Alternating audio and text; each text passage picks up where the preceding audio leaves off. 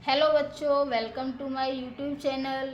तो बच्चों, हमने पिछली वीडियो में वर्णमाला के वर्णों का उच्चारण सीखा था। इस वीडियो में हम वर्णमाला के भेद के बारे में पढ़ने वाले हैं कि वर्णमाला के कितने भेद होते हैं। तो बच्चों, वर्णमाला के दो भेद होते हैं, स्वर और व्यंजन।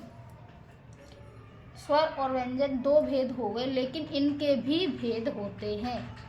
तो स्वर, सबसे पहले हम पढ़ते हैं स्वर के कितने भेद होते हैं। तो बच्चे, स्वर के दो भेद होते हैं। स्वर के दो भेद होते हैं, ह्रस्व स्वर और दीर्घ स्वर।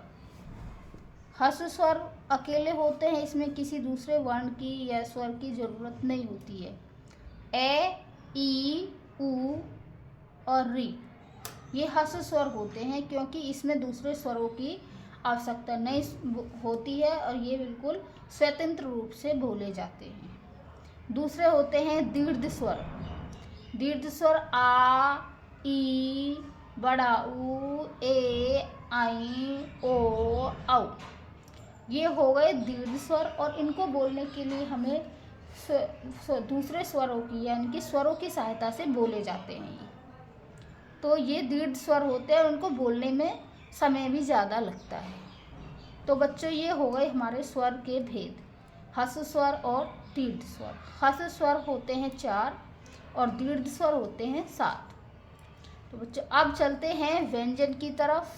व्यंजन के 5 भेद होते हैं, स्पर्श व्यंजन, अंतस्थ व्यंजन, ऊष्म व्यंजन, आगत व्यंजन और संयुक्त व्यंजन। तो सबसे पहले स्पर्श व्यंजन पढ़ लेते हैं। स्पर्श व्यंजन कितने होते हैं? स्पर्श व्यंजन 25 होते हैं, और ये दो व्यंजन और होते हैं, ढ और डे, डे और ढ। तो स्पर्श व्यंजन हमारे कितने हैं? जो वर्ग होते, कवर्ग, चवर्ग, तवर्ग, टवर्ग, पवर्ग, ये जो वर्ग होते हैं, ये हमारे स्पर्श व्यंजन होते हैं।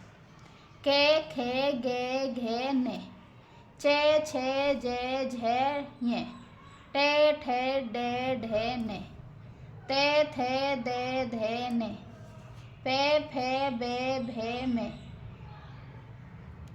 ये और डे और ढे 25 ही होते हैं ये हमारे, ये इसी के अंदर आ गए। अंतस्थ व्यंजन। अंतस्थ व्यंजन हमारे होते हैं 4, यानी कि ये, रे, ले और वे, ये हमारे अंतस्थ व्यंजन होते हैं। अब आते हैं ऊष्म व्यंजन, जिनको बोलने के लिए हमें ऊष्म मतलब कि हमारे बोलने पर ऊष्मा निकलती है। ऊष्म व्यंजन से, से, से, से है। तो ऊष्म व्यंजन भी हमारे 4 होते हैं, 4 वर्ण होते हैं।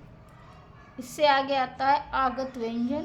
आगत व्यंजन हमारे जय और फे होते हैं, जय और फे। संयुक्त व्यंजन होते हमारे छ, त्र, गे और श्र, ये भी 4 वर्ण होते हैं। तो हमने अब व्यंजन के जो भेद थे वो पढ़ लिए हैं, स्पर्श व्यंजन, अंतस्थ व्यंजन, ऊष्म व्यंजन, आगत व्यंजन और संयुक्त व्यंजन। तो बच्चों, स्वरों की जो संख्या होती है हिंदी में वो 11 होती है, और व्यंजन की संख्या जो होती है वह 41 होती है।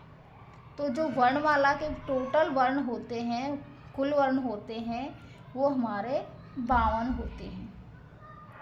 तो बच्चों, ये वीडियो यहीं पर ख़त्म होती है।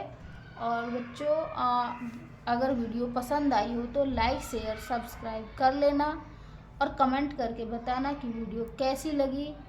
Thank you.